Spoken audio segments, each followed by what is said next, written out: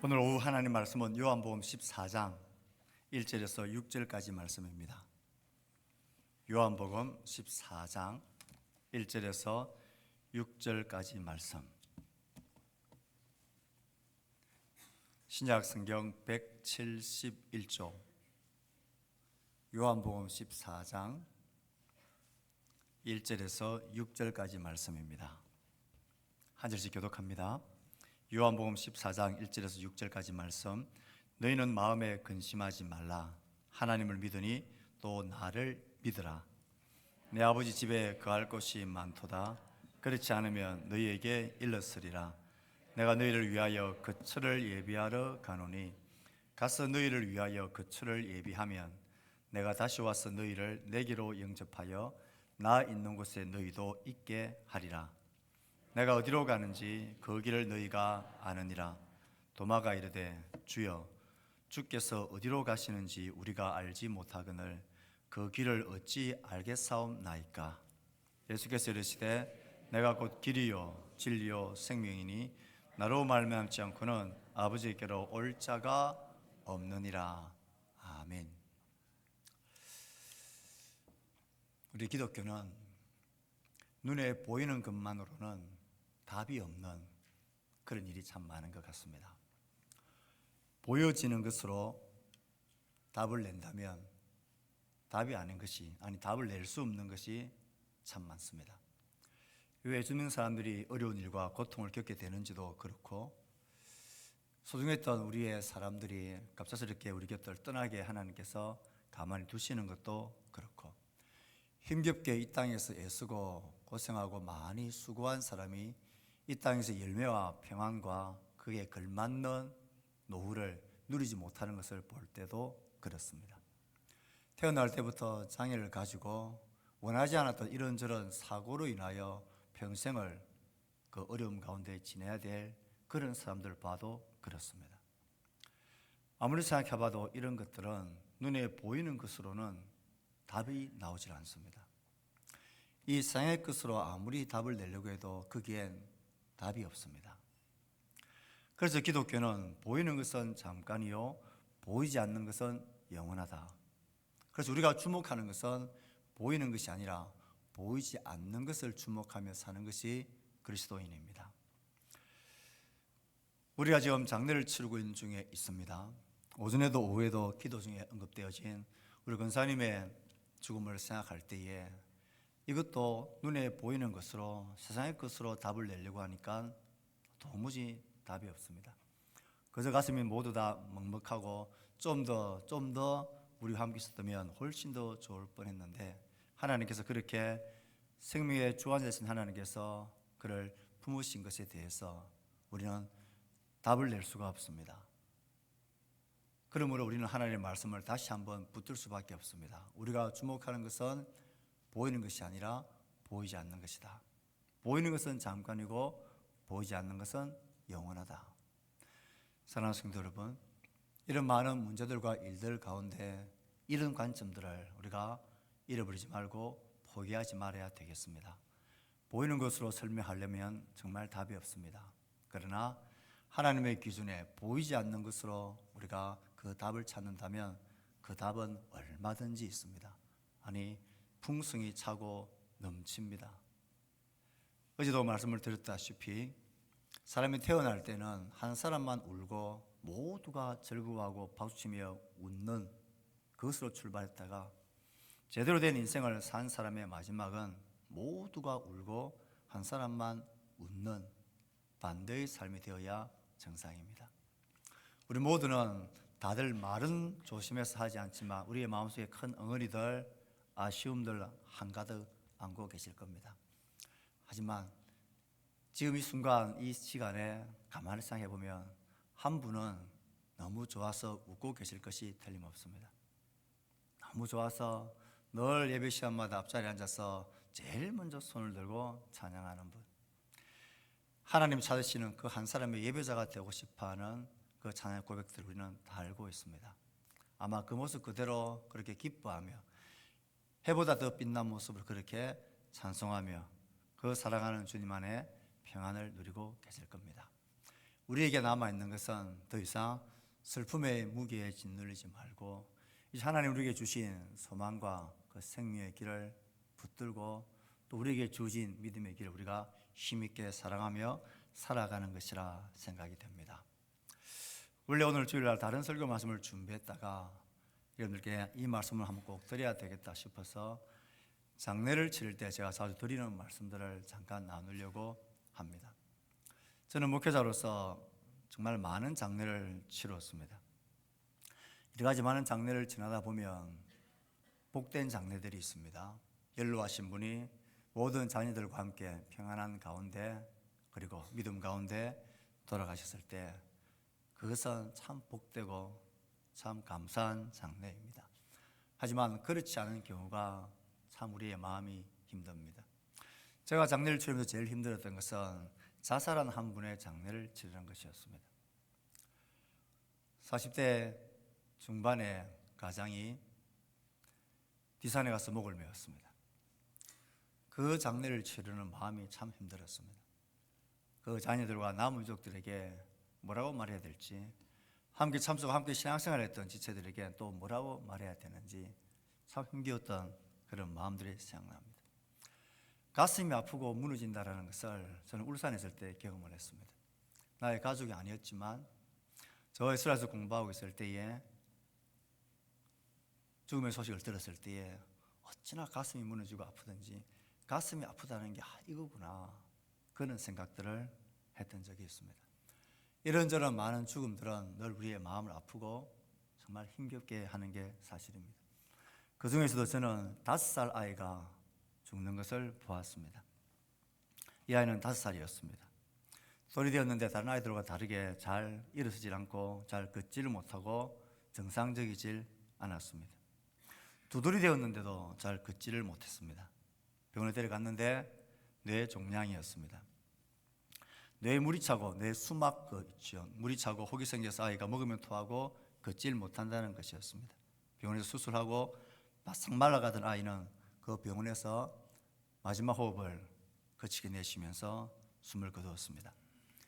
슬퍼하고 통곡하는 할머니, 거의 정신을 잃고 있는 그 아이의 엄마의 모습이 아직도 수십 년이 지났지만 생생합니다. 그 장례를 치르는 마지막 순간 그 조그만 아이를 장례를 치르는데 그 집사님이 마지막 그 아이에게 그 아이를 어루만지며 이렇게 인사했습니다. 아가야, 먼저 가 있거라. 조금 있다가 보자. 사랑해.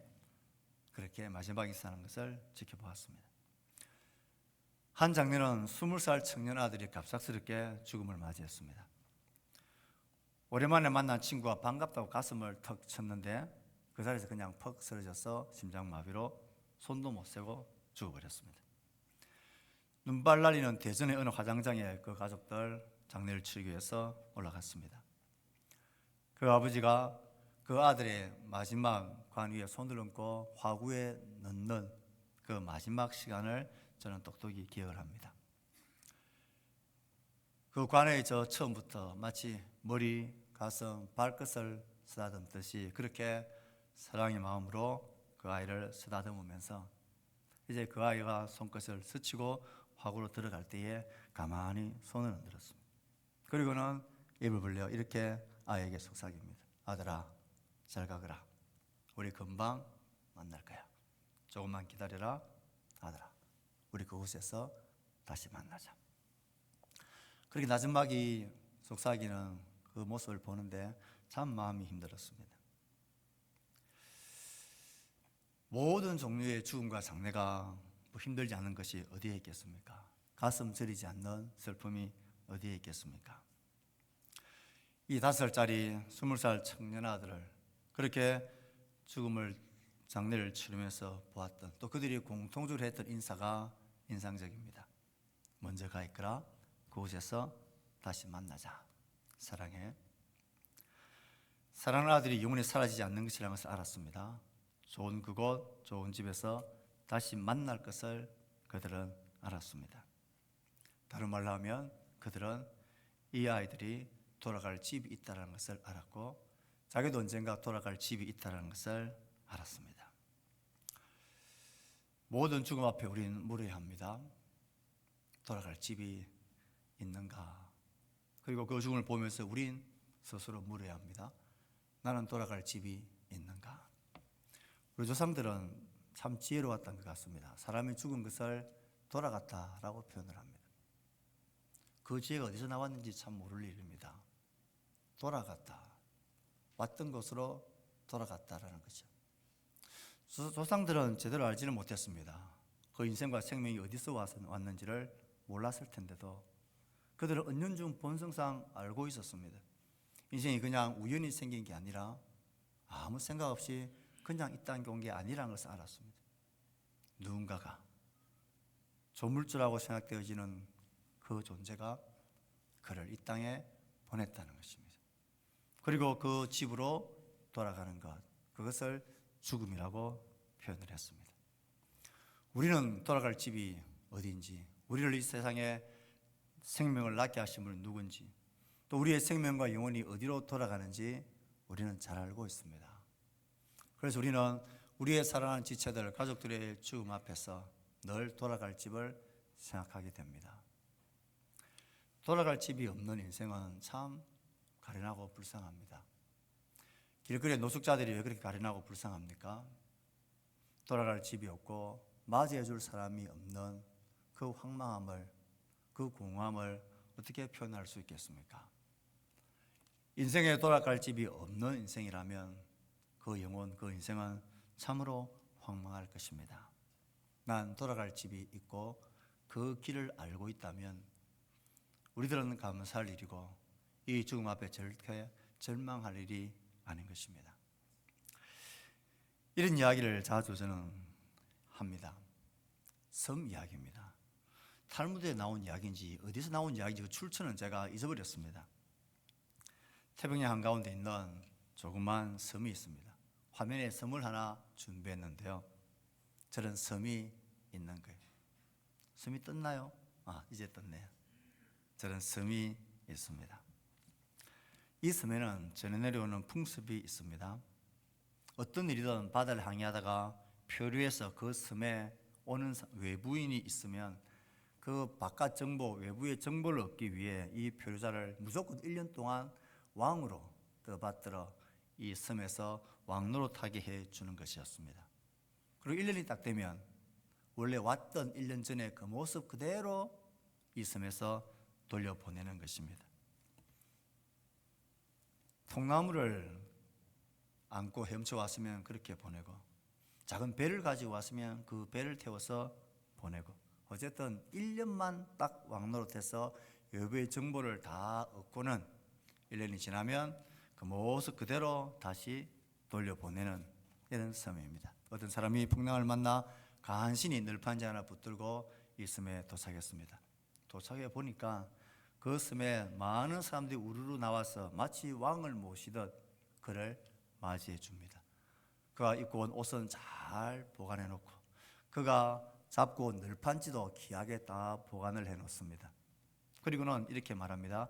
당신 이제 1년 동안 이곳에서 왕입니다. 무슨 일이든지 할 수 있고 무슨 일이든 시킬 수 있습니다. 그러나 한 가지 조건이 있습니다. 내년 이맘때에 왔던 이 모습 그대로 이 섬을 떠나야 합니다. 이 말을 들은 그가 이렇게 물었습니다. 혹시 나 이전에 이 섬에 왔던 사람들이 있었느냐? 2사람이 있었습니다.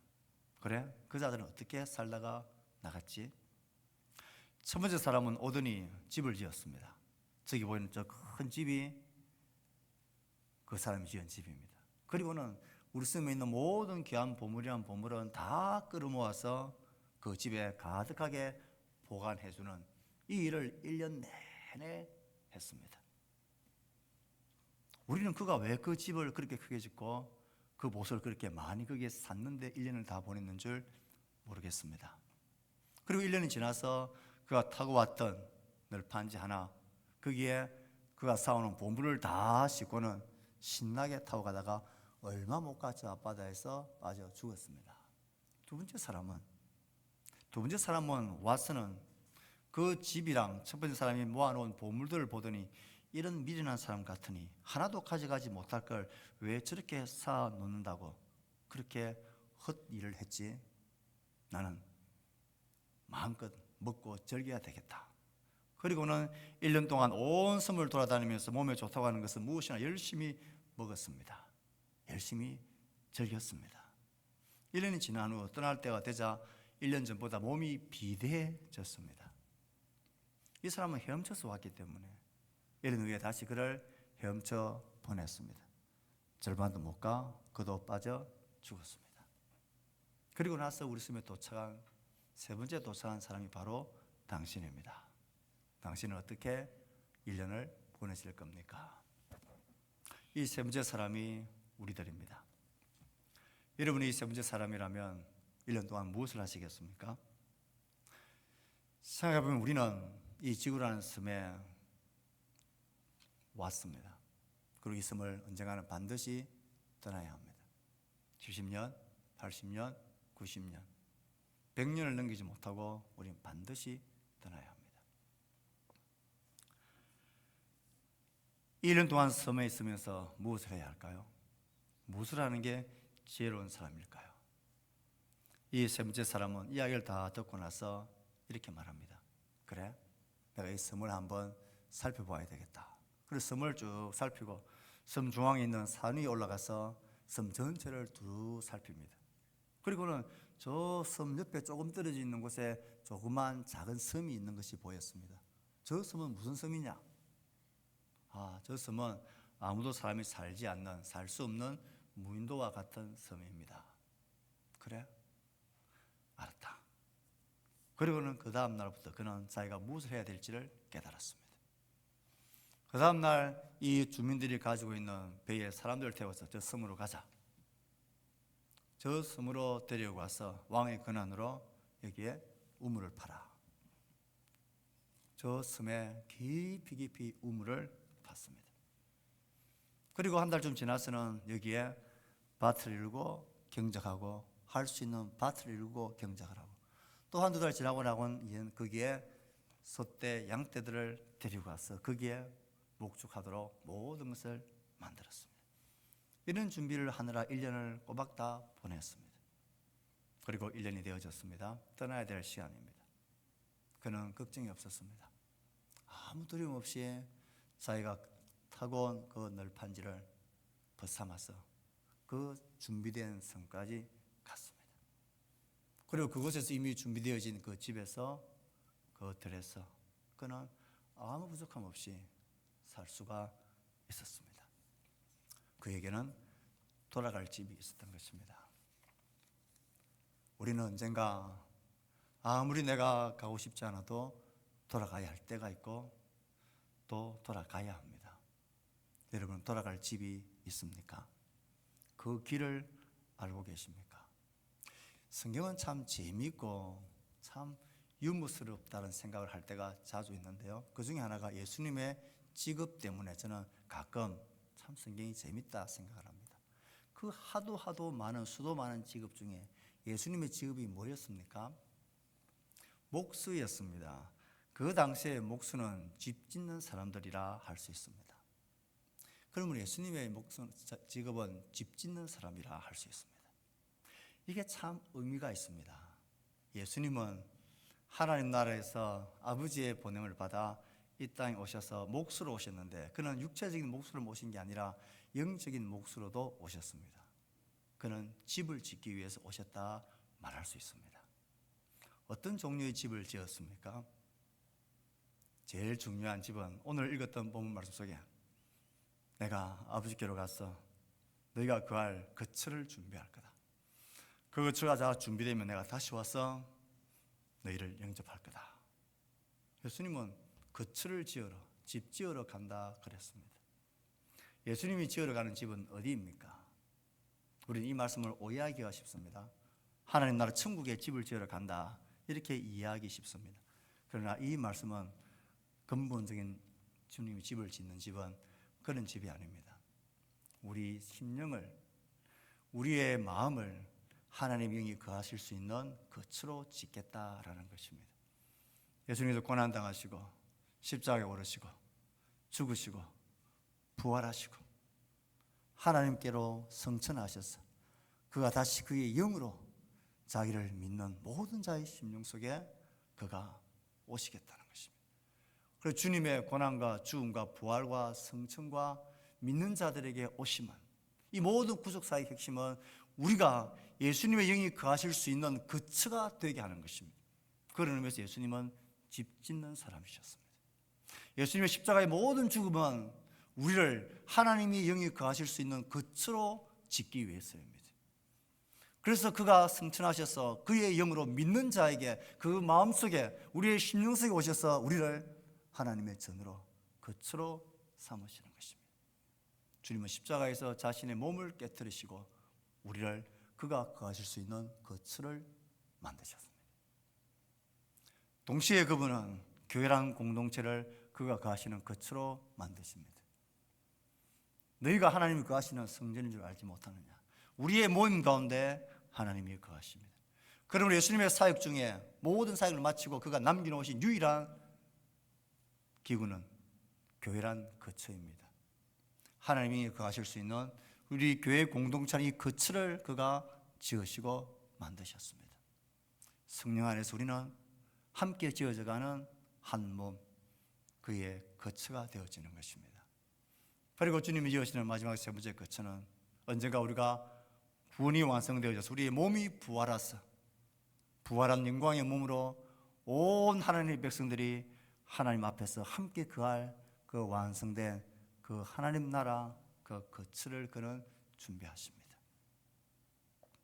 사랑하는 성도 여러분, 아쉬움이 있고 안타까움이 있고 마음이 있지만 이제 우리는 이 사실을 진실하게 믿읍시다. 우리 근산인 우리 모든 성도들은 하나님이 거하실 수 있는 거처가 되어졌고 교회 공동체가 거처가 되어져서 함께 그 거처됨을 누렸고 또 우리는 장차 하나님 앞에서 그 놀라운 집에서 영광스러운 몸으로 함께 거하게 될 것입니다. 예수 그리스도는 그 길로 가는 유일한 길이 되십니다. 이 진리의 길을 우리는 믿고 알았고 살았고 그 거처를 아름답게 내 안에서 지어져 갔고 공동체의 거처를 짓고 세워가기 위해서 그가 했던 모든 수고와 성김과 아름다운 헌신을 역할을 우리는 기억합시다. 그리고 이제 그 빈자리를 우리가 메워가며 우리가 세워가며 우리가 채워가며 또 다른 많은 영혼들이 함께 그의 거처로 지어져가는 공동체로 열심히 세워갑시다. 그런 믿음의 삶을 다 살고 난 이후에 다시 하나님 아버지 그 앞에서 기뻐하며 행복하며 좋아하고 즐거워하는 찬송하는 우리가 되었으면 좋겠습니다. 이 말씀이 우리에게 위로가 되고 힘이 되고 모든 아쉬움을 드러내는 격려가 되었으면 좋겠습니다. 저는 개인적으로 좋아하는 8070의 시인과 촌장이라는 노래 속에 이런 가사가 있습니다. 그 나라에 가면 너무 좋아서 아무 말 하지 못하고 서로 보고 웃기만 할 거예요. 제가 노래를 잘하면 한번 불러드리겠지만 노래를 잘 못합니다. 그 좋은 나라에 가면 만나고 싶은 사람, 보고 싶은 사람 그 얼굴을 보면서 너무 좋아서 아무 말 하지 못하고 그저 웃기만 할 거예요. 그 웃음이 우리에게 곧 있게 될 겁니다. 이 웃음과 이 소망으로 오늘의 슬픔을 이겨내고 또 힘있게 집을 지어가는 우리 모두가 되기를 주의 말씀으로 축복합니다. 하나님 고맙습니다. 우리를 하나님